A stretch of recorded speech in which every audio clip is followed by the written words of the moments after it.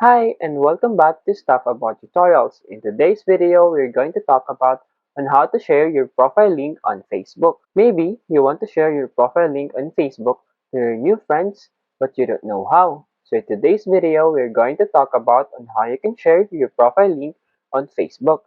Check the video description and I will try to leave the written instructions. So without further ado, let's get into the video.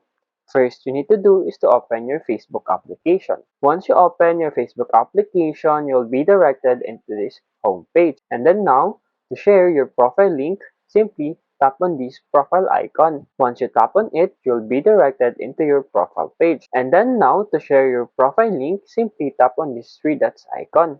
And as you can see in here, in your profile settings, and very below, you'll see your profile link. You will see here your personalized link on Facebook. Simply tap on this copy link. And as you can see, link to profile copied. So now, what you'll need to do is simply go to your messenger or any platform and paste this and send it to your friend.